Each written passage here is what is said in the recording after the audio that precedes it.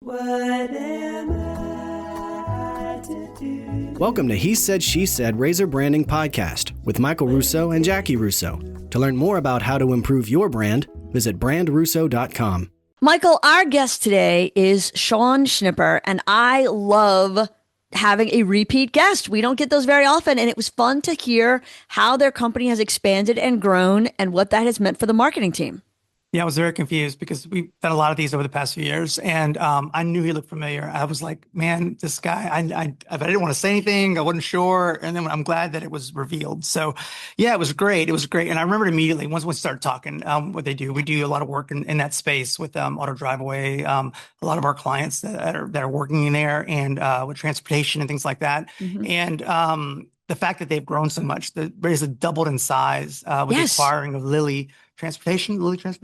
Yes, it's Transervice Logistics and Lilly Transportation, two different companies. Yeah, and just the complexities of that, what he's doing, how he's managing it. They already had a strong company and strong branding ahead of time, and now they're even, how are they working together for that? How are they making those things merge? And it sounds like they're doing a really good job at it.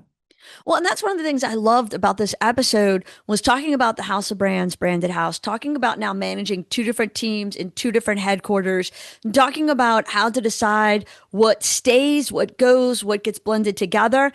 Every one of us in our careers is going to be faced with these marketing challenges, if you're lucky, and how to handle it. And I think Sean and his team really did it right. So it was great conversation to see how the expansion of marketing and acquisitions, mergers, whatever side you're on, how that's going to affect your marketing plan and what the best case scenario can be. And I love to talk about brand architecture in general, something that I love doing. I love being part of that. And we've got the opportunity to do it a bunch over the past few years, actually.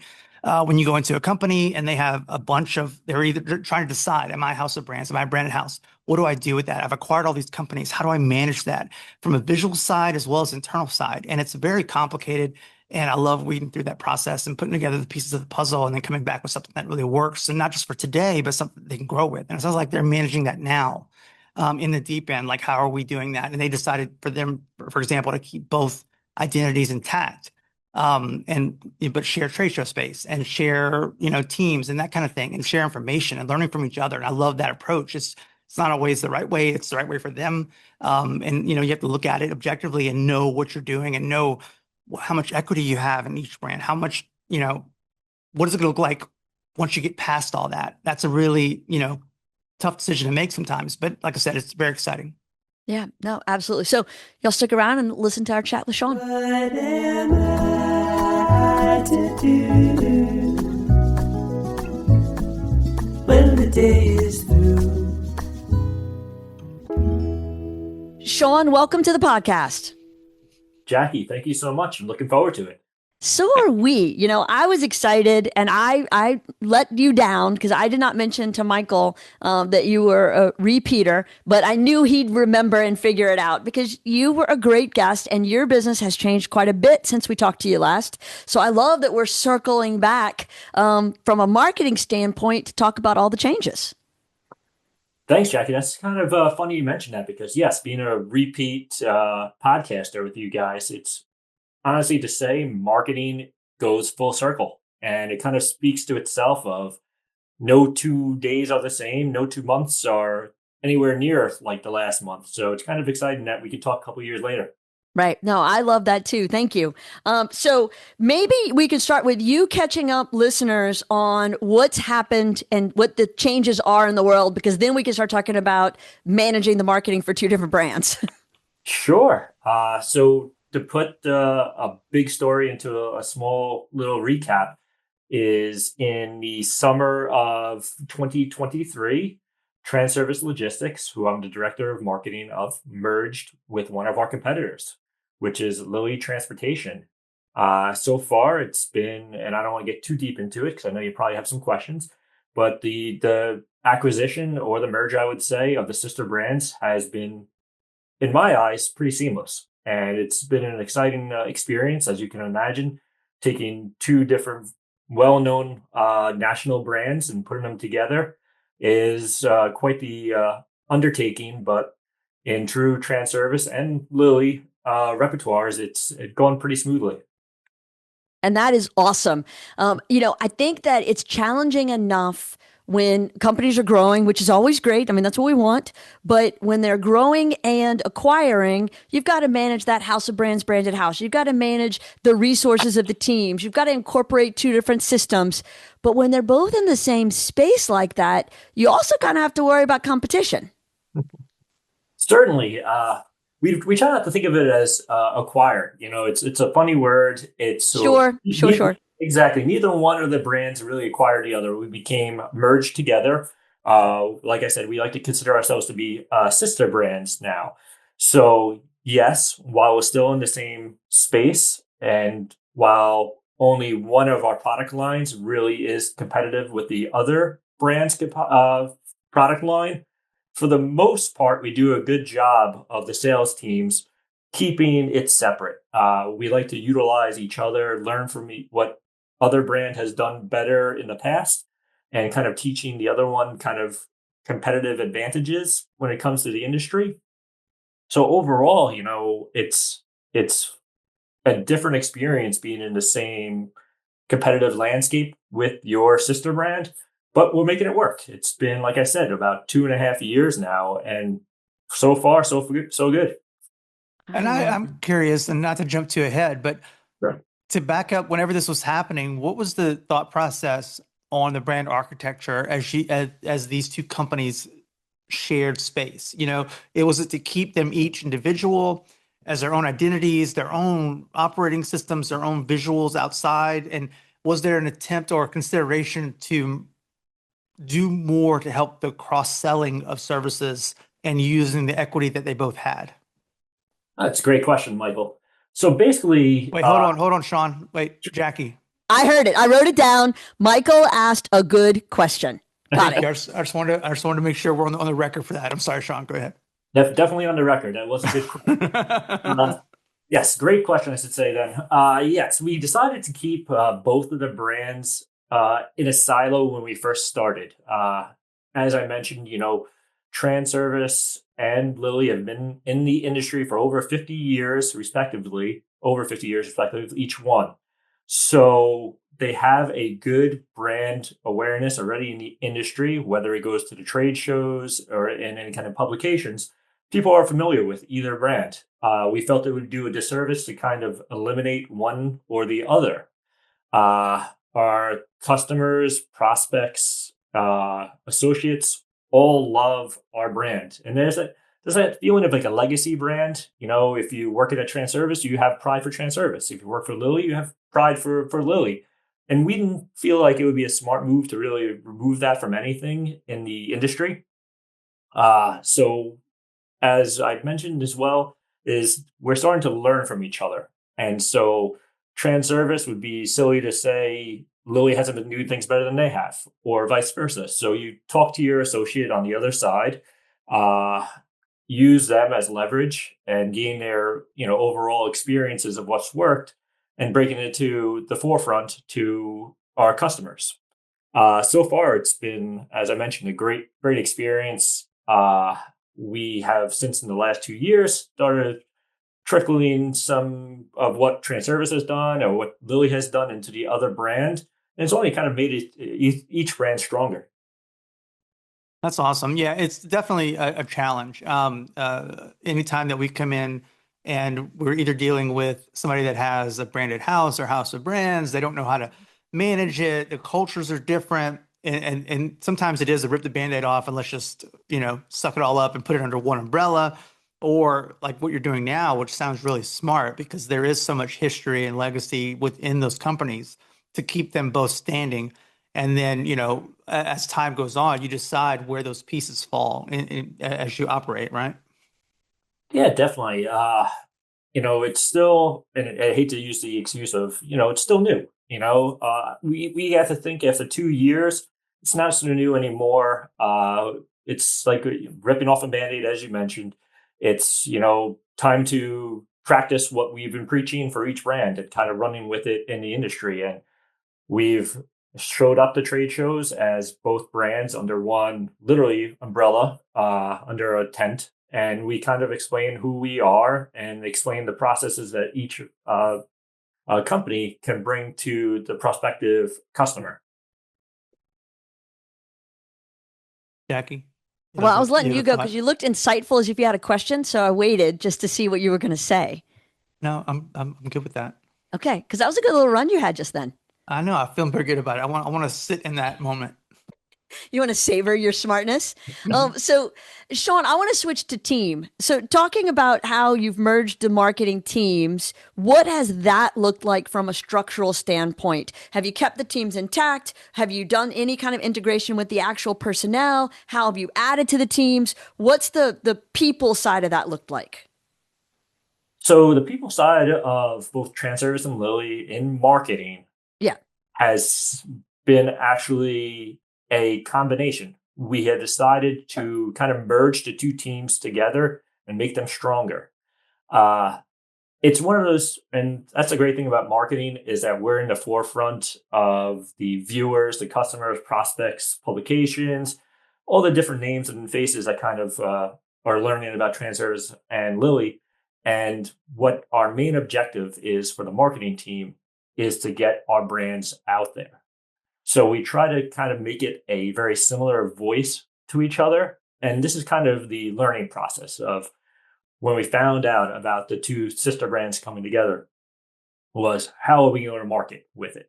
How do we get our message out there? Do we keep it in silos? Do we separate them? Do we do some shows together? Do we do some shows, combined, or separate, I should say? So we've done a pretty good job of merging the teams together. And while we are two different brands, the marketing team now is one full team. So at one point, 3 years ago, I was on a smaller team.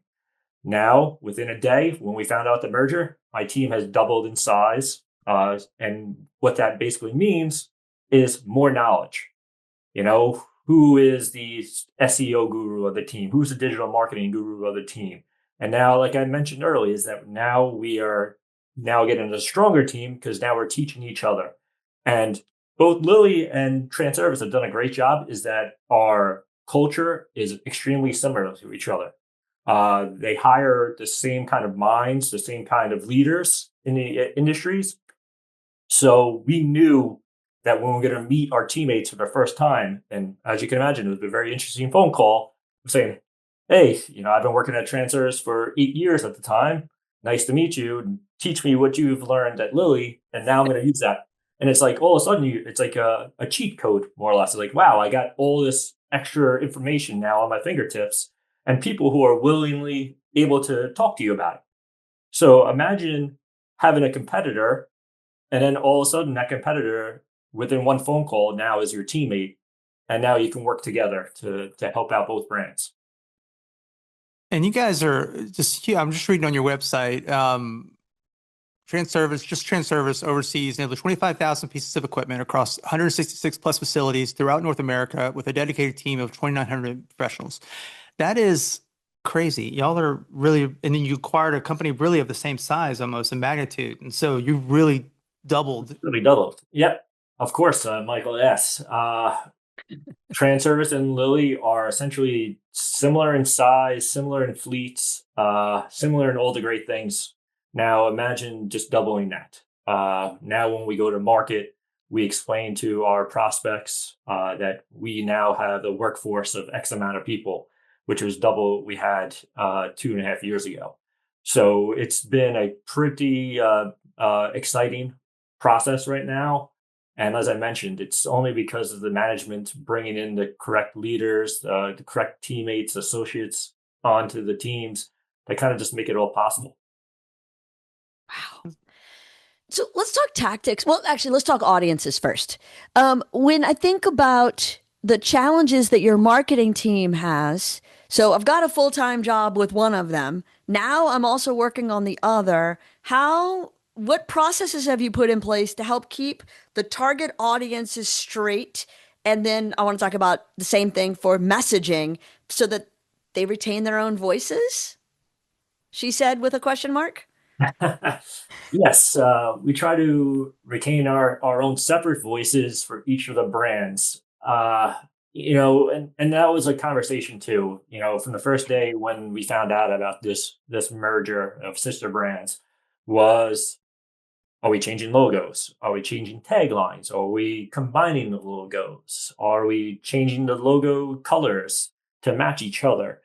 And as I spoke about it a couple of minutes ago, is that no, we are happy with the legacy that each brand has brought. And with each brand and their legacy has their own specific voice. We are not the biggest player. We'll be the first one to admit it, but we are nimble. And so each brand, while smaller in size, you combine them together. Yes, we're much larger, but we still like to consider ourselves to be smaller scaled business models that are nimble to our customer needs. And that's what kind of always made Transervice, and what we've learned from Lily as well, is that our customers love how family oriented we are when it comes to our relationships. We all of our sales team still goes in there and shakes hands and visits the customers. How often do you hear about, you sign a contract and you never see your salesperson anymore?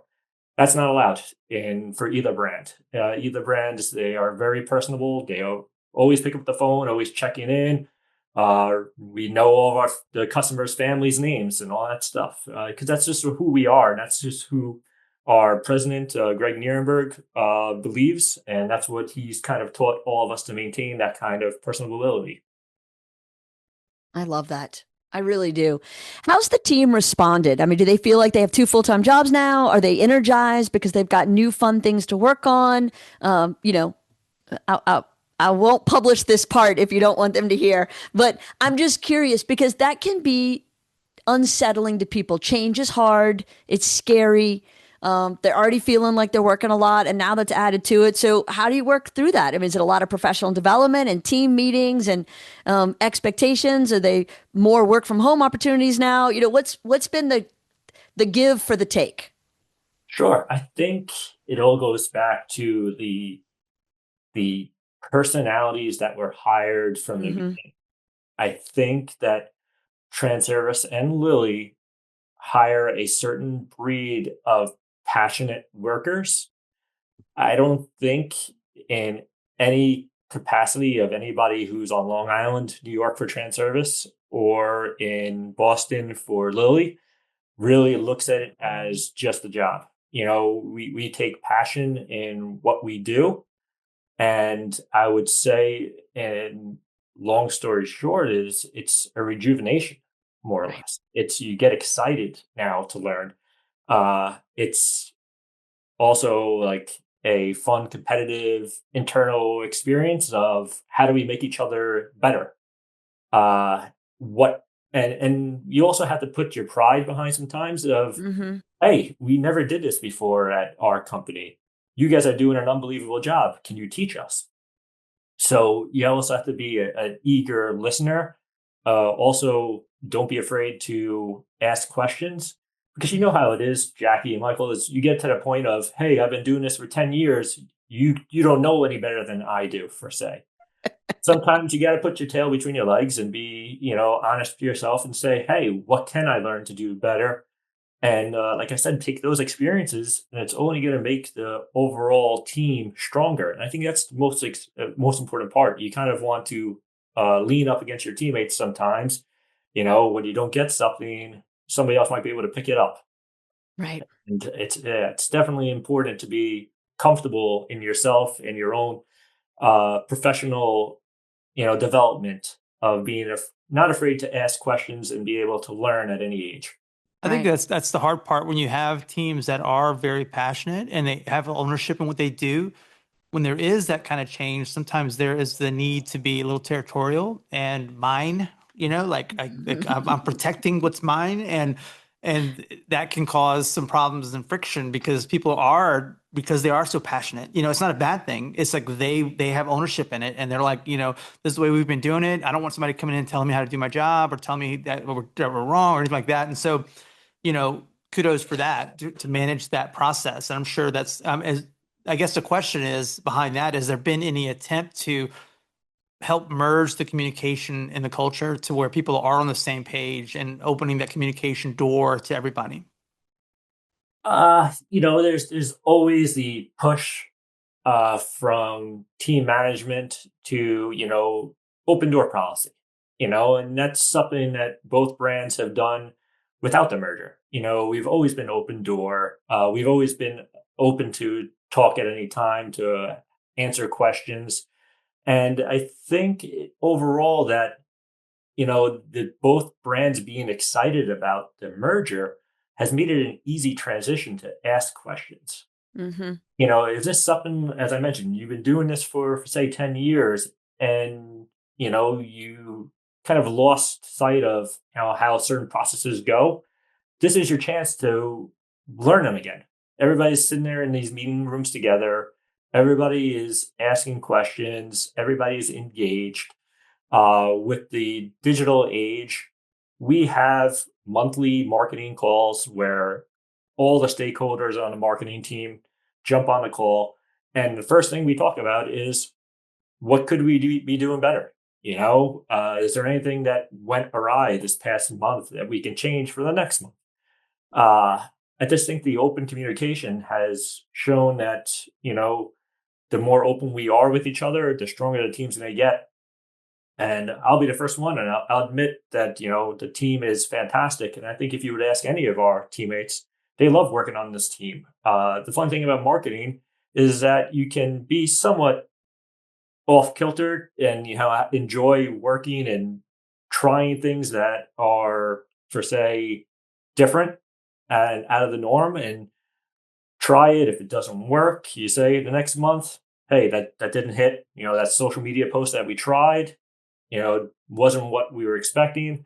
And you can tweak that for next time. And so both teams are open communicating of what the other ones did. And I don't ever, when I lead these meetings, I never say, hey, don't question my work. That's what we want. We want to be able to be challenged, and we want to be able to get open, constructive feedback. Right. No, absolutely. Well, and I love that approach to it. I think so many people get territorial, pride and ego get in the way. They really shut down what I think is one of the greatest things about our community, which is the exchange of good ideas, which is kind of the point of this whole podcast. Exactly. There's so many ideas flowing. You have two different brands flowing ideas. You have two different, you have New Yorkers, you have people from Boston changing ideas, different personalities, different walks of life, who's been doing it for 20 years, who's been doing it for 3 months.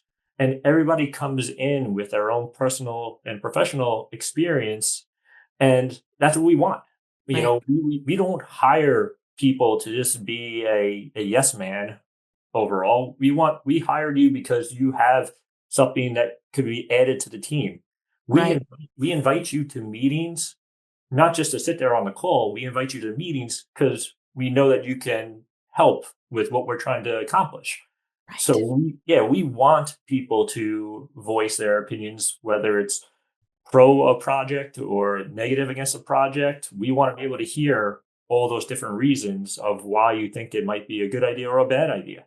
So, like I said, the open door policy is obviously not just cliche and just for the open doors in our offices, but jump on a call at any time.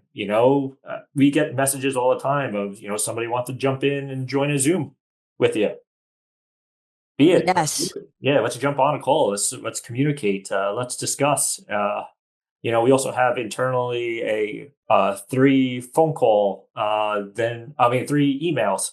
If you're going back and forth 3 emails, just pick up the phone. Right. It's so much easier sometimes to hear somebody's voice and try to understand better. And, these are all new policies that, while not set in stone policies, just personal things that we like to do in the office, and just makes the communication easier. Yeah. Yeah, absolutely. And so, because you're managing multiple teams in multiple locations, there's always the challenge of time zones and culture. And what do you do? And now we add work from home to that. What do you do to keep the team together? Do y'all have offsites? Do you do regular trainings? Do y'all have professional development? What does it look like to keep them inspired and connected and learning and growing? Sure. Keeping us all connected is simple in the sense where the digital age, as I mentioned, we can jump on a Zoom at any time. Like I said, we have monthly calls with our marketing team. Some of our teams have even smaller, bi-weekly calls as well. But we're always traveling, and that's the great thing about Transervice and Lily is they understand how important team camaraderie is, and they never say no if it's just easier to meet in person. If we have a big project, a big deadline, they are fully supportive of us to be able to travel at any time. Right. That's Not, great. yeah, not to mention that we go to endless trade shows. If there's a industry specific show that Transervice or Lilly or both brands should be at, there's a good chance we're going to be there. Right. So we meet up there at the trade shows, whatever city it might be. We are all close with each other. We do enjoy our teammates, so we grab dinners as much as possible, a cup of coffee, chat over some ideas at the local Starbucks, and like I mentioned, we are never too far apart from each other. Right. And I love that. Let's talk trade shows for a minute. How do you use them? Because I think some people show up, some people have separate events, some people only do it if they can have a speaking gig or do a private event. Some people do great pre and post show follow ups. What's your approach to making a trade show work for you, and how do you measure the work part of it? Sure. How does trade shows work for us? We try to be at as many as possible. Uh, that's just doing our due diligence, of researching the industry. If it makes sense for us to be there, who's going to be there? Is it C-suite? Is it going to be mostly tankers are going to be there, or bulk shipments, or newspaper? So there's endless different kind of trade shows to go to, and it's Hmm. amazing. If you have a specific niche industry you're looking for, there's probably a trade show for it. It's unbelievable how many are out there to really research. So once we're at those trade shows, we have multiple different approaches. Obviously we have the people who are stay at the booths. We are openly welcoming customers, whether it be through swag, of course, whether it be through something fun like a game to play, to talk to our different representatives who are there. But we also take some of our time to leave the booth. Obviously, somebody always mans the booth at all times, but we also have the people who can walk around and scope out the people who are there trying to talk to as well at their booths. And you know how Right. those relationships go at the trade shows. It's hey, I'm at booth XYZ. Hey, I'm at booth ABC. You find a way. If you want to talk, you meet each other somewhere in the middle or at Right. either's booths. Uh, we then, you know, I guess you could say, team up after the trade show. We discuss our overall experiences of how it went. We reach out to obviously all the people who we did meet at the trade show, but we also reach out to the people who we did not meet and say, "Hey, we're sorry we didn't get a chance to meet you. Is there anything we can do to help you?" Our trade shows are our lifeline in the sense where it gets us face to face with our customers. You know how it is trying to track down a prospect. Sometimes it's not so easy. If you're in the same room as these people, you might meet five prospects in the next 20 minutes, which is way better than you would do cold calling and reaching out to anybody. The trade shows for us, it's been a pretty positive experience. I think we get a lot of great feedback, but we also use it as brand awareness. Hmm. We also want to find ways that even if you don't want to talk to us at our booth, we get it. There's so many different people to meet at these trade shows, but we want people to be able to see the Lilly and the Transervice logos. And when Yes. they get back to their desks and they see it come across, an e-blast or something like that, I want them to put the connection together of who they are, that we were there, start the conversation. You don't know how many times we hear people visit us at one of our trade shows and say, hey, I remember seeing your booth at the last trade show. That's what we want. We just want people to get familiar with the branding. The more you put your name out there, the more positive things can happen. And also at these trade shows, it's unbelievably at the time of, hey, we meet a prospect and they say, hey, we're not the right fit for you guys, but I know somebody who is. Let me reach out, send them an email. Here's their business card of my friend's company or something like that. And that's just what we want to start doing. It's all about the word of mouth business. I love that. I think that the way you approach trade shows is awesome. So many people just show up. And so they're not doing that extra work that y'all are doing, and they're not getting any benefit from the trade show. And you're right. A big part of the benefit is the awareness. It is the name recognition. And because you're going to so many shows, I think that's really helping with your overall return on investment. Have you guys, I'm sorry to jump in there. Have you guys done any digital asset management with your trade show visits, like geofencing or running certain area ads, and to capitalize on those events expenditures? Sure, of course. You'd be silly not to, and it's just maybe tipping our hand to other people listening. But that's what I want. I want people to learn. Is of course we geofence locations. If we have a trade show in Pittsburgh, if we have a trade show in Orlando, if we have a trade show in San Antonio, for say, whenever we show up, we want people to, once they get off that plane in the airports, to now be immersed in Transervice and Lilly brands. So that would be either an e-blast, retargeting ads. So we've tried many different things, a lot work, some not so much as well, but we're constantly trying different things to kind of get our name out there as much as possible. We always were looking for the next big thing. That's what we want to, AI has been big too right now. You'd be foolish not to say that it's taken a lot of, time in people's lives right now learning about this AI. We're utilizing it as well. So we're always trying to find what's the cutting edge topic and how we can jump aboard and kind of learn from there. Right. Now, I love that. So what has your success with AI been? Where are you finding the wins and integrating it into your system? And what are y'all kind of avoiding? We're not avoiding anything. Michael's avoiding it. So that's why I have to ask. That's fine, Michael. There's a lot to learn. There's a lot to be leery of as well. We aren't avoiding specific things, I would say. We're cautiously tiptoeing in a lot of different parts of AI as we're still learning the magnitude of the programs itself. Probably our biggest wins would be, customer research. Reviewing trade shows as well. We'll learn about what other people have said about the said trade show, learning of different ways that we can put ourselves in publications, the correct way to go about our branding in those publications. We start off a lot of conversations with, just posing a question to AI. Just to get the ball rolling. It's, you know how it is. Sometimes you get some writer's block with some kind of topic, and you can just sit there and stare at your screen and you're just typing things in and you're not getting anywhere. Sometimes you pose the same questions or situations to an AI program and it kind of leads us in a direction. You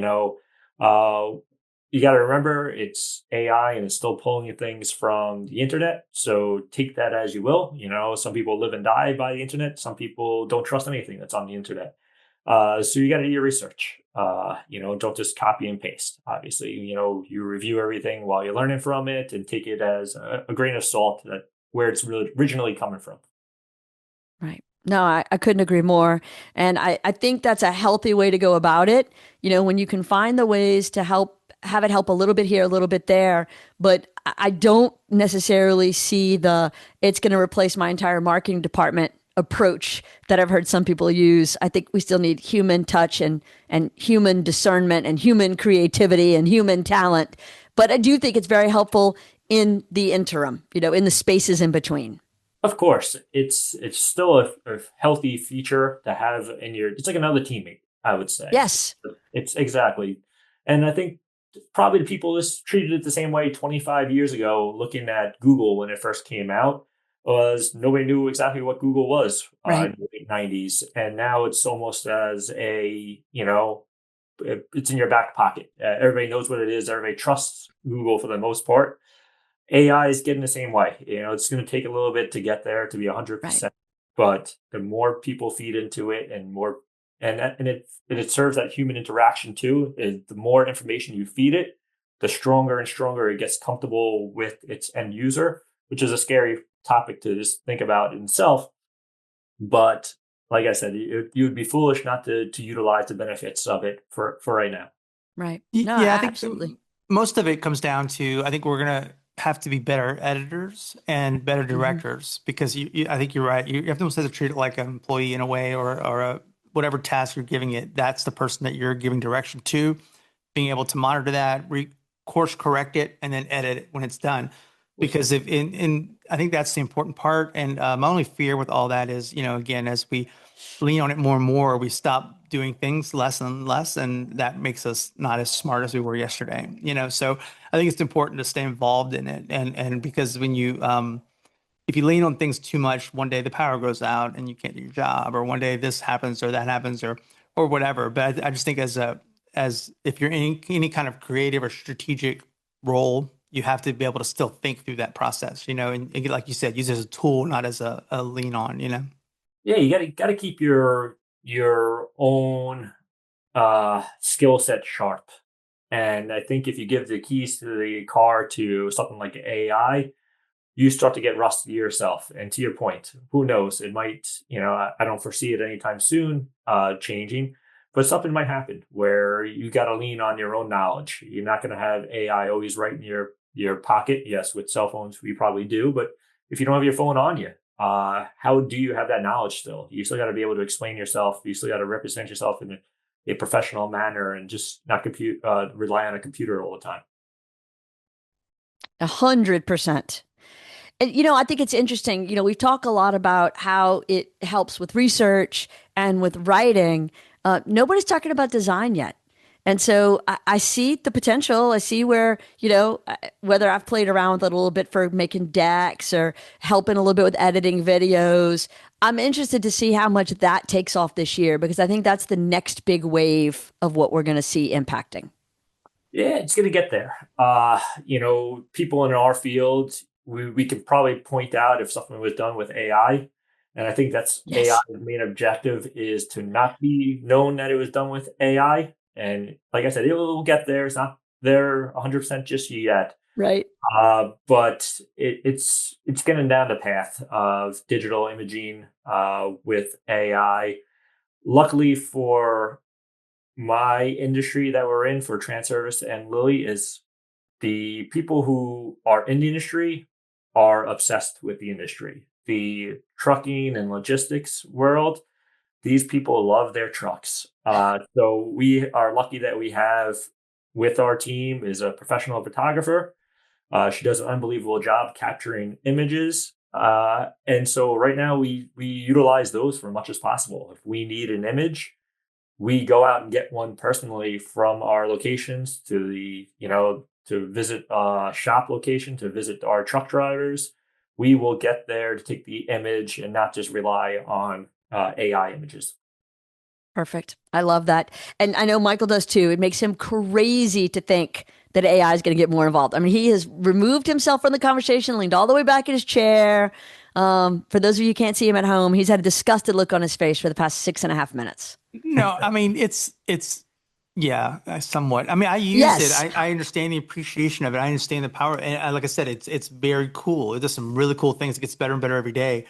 I guess from just a personal perspective, I've spent a good bit of time doing this craft, and now the entry into the pool is a lot more shallow, and again, and that's the problem, is that it turns into, just like anything, like when Photoshop came out, it was a very powerful tool for people, and people would start playing with it, and I could pick it out of the lineup, people that didn't understand how to use it properly, and you could Sure. say, oh, okay, well, this is weird, or this isn't right, or whatever.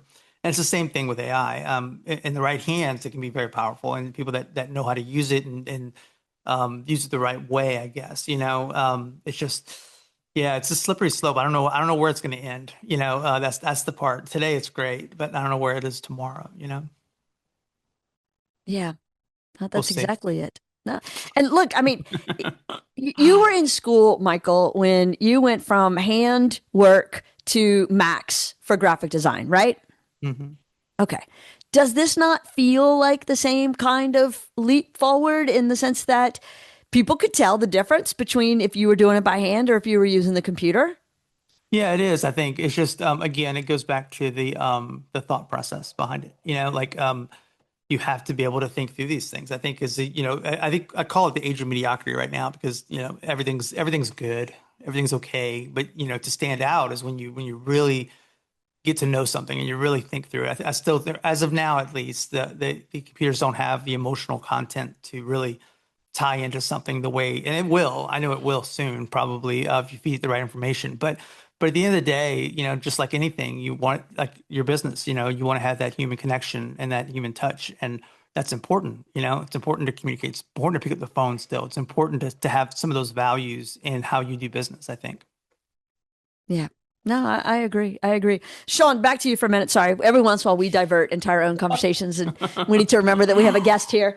No, that's fine. So, when you think about your year coming up, 26, what's the process been for strategic planning, for being proactive, for taking on new challenges, tackling things that didn't happen in 25? Obviously, we don't want trade secrets and we don't want you to divulge the next great thing you're going to be trying.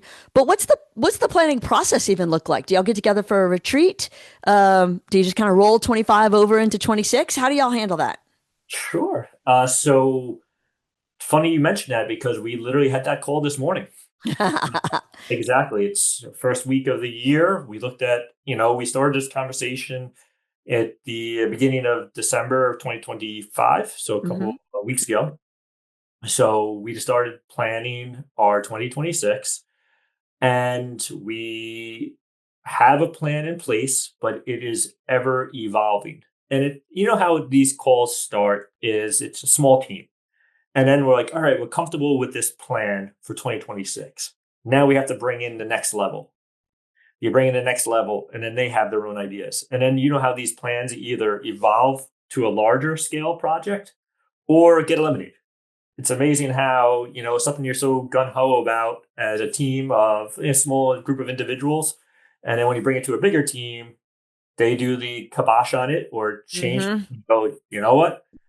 That's we didn't think of it that way, and we have to take a step back and replan. Or B, hey, this is going to turn into 2027 very quickly. Yeah. So it's amazing how the year essentially just started, and you're already pushing things off to 2027.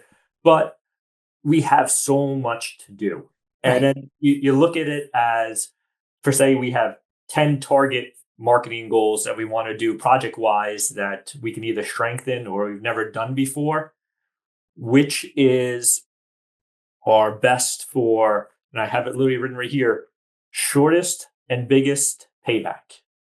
Right. That's the way we want to Love look at it that. now, is what is the essentially the low hanging fruit that we can take care of and get the biggest return on our investment. Are we talking about bringing in a third party from outside? Or can handle this project internally? These are all things that you got to be honest with yourself. Right. With the manpower we have, are we okay taking this on? Is this something that we want to put? Because we also have a budget. Right. All right, we have budget dollars. Do we want to use it for this project? Do we want to hold that budget dollars until June because something else might pop up midway through the year? These are all big project tasks that you kind of work out as a team. And from the call this morning, we already have another call in place before we implement anything, so it's ever evolving, strengthening these projects, uh, taking different stakeholders into these meetings of, when it comes to marketing in our industry and majority of industries, marketing ties hand in hand with the sales team. So we can't go to market without having a buy-in from the sales team as well. And so while we have ideas in our head of what we want to accomplish, does it make sense with the sales team's goals as well? Because in the end, marketing is a huge part of a business. Sales are the people who bring in the sales dollars in the end. So we have to make sure that the businesses are still thriving, that both businesses are bringing in new business, new logos, I should say. That's one of our key things. We want a portfolio of new logos. How do we market to our current customers and keeping them as customers while tweaking things to bring on new prospects? So you take the scales and you kind of weigh out the different levels of what's important to our business, what's important to sales, what's important to marketing, what's important to the executive team, and then hope that everybody's happy in the end. And and that's always a fun game to play, to make sure that everybody is happy. But all those teams are pretty satisfied with the marketing team as a whole. So they trust us, and we've come up with some great projects to hopefully accomplish in 2026. I love that. And I have 1,000,001 questions about it right now. You're talking about 2027 and people are going to be scoffing. It's already happening and we are so early in the year. And yet I'm looking at everything that's supposed to happen. It's like, that's not going to get done. That's going to get moved to 27. And so it's just like time goes faster and faster and we've got to figure out a way to keep up. Exactly. I wouldn't say it's foolish to think that far in advance, but it is. It's just reality. Yes. Is almost, you almost think of it as a bad problem to have. That means you have so much interesting, important projects on the team that some things can get pushed off, and that's okay. You'll get there eventually. You don't know. You don't know if 10 months from now your team might grow even larger than it currently is, and then you could take on more projects. Right. You've got to be realistic on expectations of your team and yourself. I think it's important to say not everything is going to get done. Be okay with that. Be okay with, I wouldn't say pushing things off, but being realistic for timelines. Right. I know it sounds, cliche to say like, oh, it's not great to push things off. No, it is okay if other major things come along and take precedence over it. Yes. If it could be pushed off to 2027, I don't think it's that important that it has to be done right now if you're considering pushing it off. Right. Well, and I'd rather do less things better than more things worse. Certainly. Now, you want to make sure any project you push over the finish line is to the best of your ability. And I'd rather not rush and just knock off and crawl. And I have a whiteboard on the other side right here of just a list of projects. And the last thing I want to do is just cross things off just for the sake of crossing things off. I'd rather stare at it at a while. And I've been saying this word recently, is noodling it. So I'd rather sit there and just stare at it and noodle it in my head and forever tweak it. Right. And it's amazing how on a Monday morning, you might think of that project differently than a Thursday afternoon. Just things grow their own legs. They change the way you perceive them as the week goes on, as the months go on, the different conversations you have. And then if you were to see this whiteboard, then you'll see different arrows, because then it just springs off different projects as well. So don't be afraid to push things off if it means that you're going to finish a project in a better light and you're more comfortable with the end result. Yeah. No, I think that's absolutely it. It is truly about making sure it's not about reach, right? I mean, as a media buyer, it's not about trying to reach as many people. It's about frequency. How do I do just enough things exactly the right way to make enough impact? Because your audience isn't this wide. Your audience is this wide. And so segmenting those into the bite-sized pieces and make sure you're reaching them enough times to make an impact, that's what's going to make the difference. Yeah, no, certainly. It's to bring up scales again. It is a scale. It's not only is it scalable in the sense of it's a juice worth the squeeze, but it's how much leverage are these projects going to do in your end results of, was a year successful? Right. Do you look back in December and say, hey, 2026, we took care of a lot of great projects, or are we still pushing those projects over the finish line into 2027? Right. So we kind of, look at all of our project lists. And like I said, we want to take care of the ones that we can take care of in a short manner that's going to return some investment for us in the end. So Right. No, definitely. I agree completely. So as you have worked on this plan for 26 and you're figuring out what you're going to have to push to 27, what are you tackling new? What's the new thing that's got you excited, fired up, looking forward to, can't wait to see if it works? We're hoping to change some of our marketing campaigns in the sense of scalability. And I know that's going to be the buzzword now for the rest of the conversation. Right.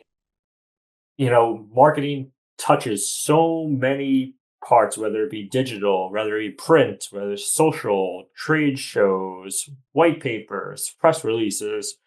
You have all these different means to get your word out there. And, forever, maybe even some people have blacklisted e-blasts now, is Mm, that you have all these different ways to utilize marketing your topic, your brand, your legacy, whatever we want to market, is how do we make sense of them all as a whole? right. So do we keep the voice all the same? How often do we go to market with it? Do we do it monthly? Do we do it quarterly? So now once we do that for say Transervice, we also got to do the same thing for Lily. Right. And we kind of remarket it for a different branding, different colors, different taglines, different customer base, different prospect base. So that's our big challenge, I would say, of 2026 is we have a voice. It's a loud voice. How do we make sense of that loud voice for both brands to make sense Mm, industry in the voice that we're trying to portray to our prospects? right. That's a great question because as you go through that process, that's going to impact your plan. That's going to impact your tactics. That's going to impact how you measure your results. I mean, it rolls into all of it. It's a lot. Yeah. And it is. And, this is something that maybe 3 years ago, before the brands became sister brands, might not have even been an option. Right. But now that we have a stronger team, and we had a lovely, amazingly strong team at Transervice, but now that we have doubled our teammates in size, Right. now we have the full power that we finally feel like that 2026 we can run with it, and I hate to use the whole, learning curve for baby steps. It's like, how long do you use as an excuse? Right. Eventually you got to throw out the training wheels. We've learned everything we needed to learn so far. Now we got to utilize it. And now this is not a better time than now. It's the beginning of the year. We're going full force. We're comfortable with the branding, they're comfortable with the teammates. We know we can do it. So now we just got to essentially put up. Now we got to take care of it. Yeah. We've talked a good talk, and now we actually got to show everybody that we're ready to do it. Right. No, absolutely. I love that approach to it. And, as you talk about scaling, which is, I think, everybody's buzzword this year, it sounds like, um, how, how are you going to do it? Is it about, eliminating some things to add new ones? Is it about bringing in outside third party help? What is the trick to that? I don't think there is a trick. I Fair think enough. exactly. I would love to give you a trick, and trust me, if I had a magic wand, I'd be using it for a lot of projects. Right. There, there, there really is no perfect scenario or a book written of how to just do this stuff. There Right. really isn't. Each project brings on its own set of circumstances, whether it be, things that we've done and we know well and we're comfortable with, but also these projects bring on stuff that we have to research ourselves. Right. And I hate to keep on harping back on it, is, leaning on your teammates. You know, while I might not know and admit I don't ever know everything. Nobody knows everything. Right. But as a team, you get pretty damn close to it. Oh, I apologize. You get pretty close to it.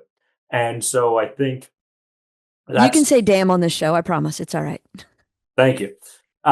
So yes, there is no magic wand. There is no solution to it.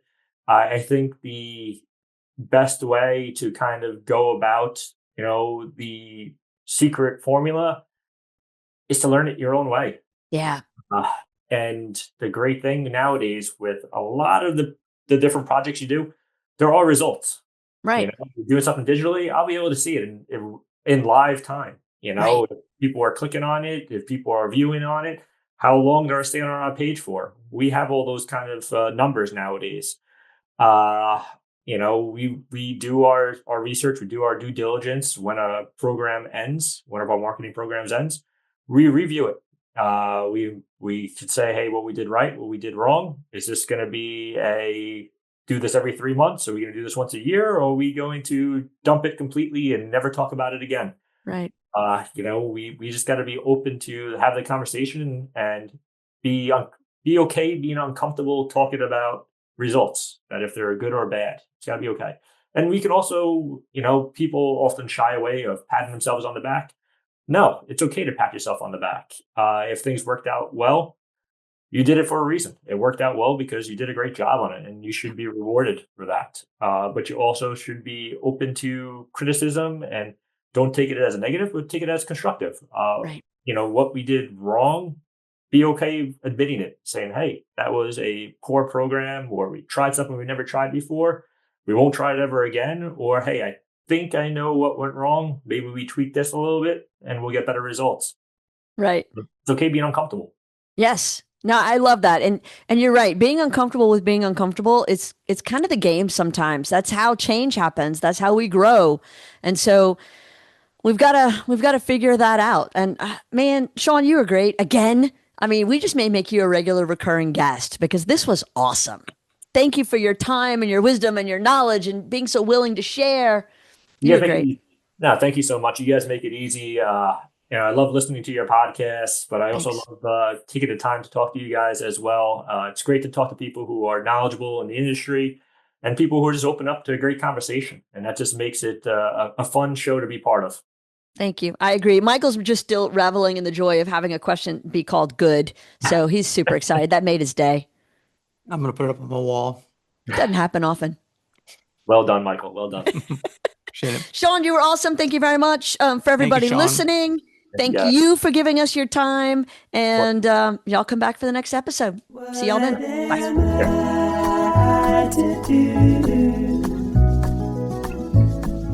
When the day is through.